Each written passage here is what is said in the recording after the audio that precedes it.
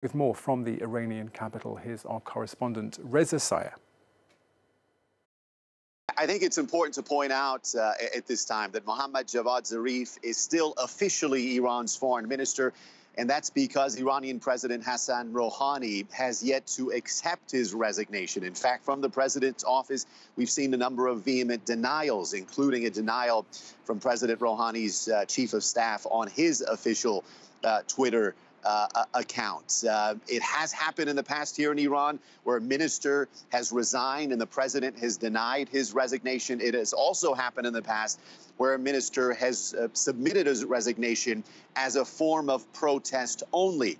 At this hour, it's not clear exactly what Mr. Zarif's intention was with this Instagram post. All of that said, this was an unexpected and surprising development to many people inside and outside Iran. Mr. Zarif submitting his resignation apparently on an Instagram post where he wrote in Farsi, thanking the Iranian people for allowing him to serve for the past 68 months, apologizing for his shortcomings and saying that he is moving on. If indeed the president's office accepts Mr. Zarif's resignation, this is a big blow to the Hassan Rouhani government, the reformist faction here in Iran.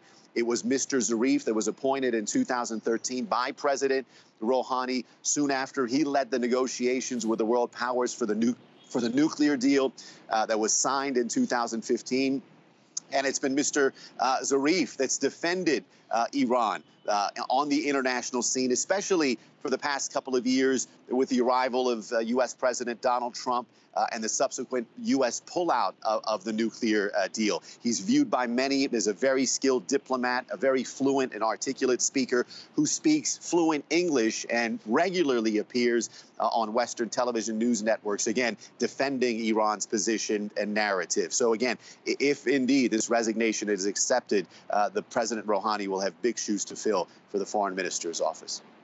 And Reza, as you were hinting there, the rumour mill is, of course, already turning about just why Zarif has announced this planned departure on Instagram, and of course, why now? We can't say at this point, because another unusual aspect of this resignation is Mr. Zarif didn't offer any explanation. That's led to a lot of guesswork and speculation. Mr. Zarif, obviously under tremendous pressure by Iran's hardline factions, especially over the past couple of years during the presidency of U.S. President Donald Trump. Late last year, the hardliners in Parliament tried to impeach him. There's also efforts by the hardliners to block anti-money laundering and anti-corruption measures that Europe is demanding. Some speculation that Mr. Zarif is simply frustrated.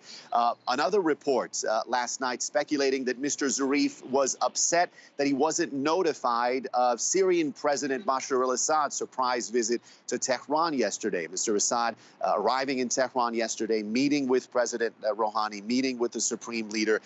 None of those meetings included Mr. Zarif. Again, speculation that he was upset that he was absent from those meetings, but it's hard to say if that is indeed the reason he resigned until we hear from him directly. Our correspondent Reza Saya speaking to me a short while ago from Tehran. Moving on.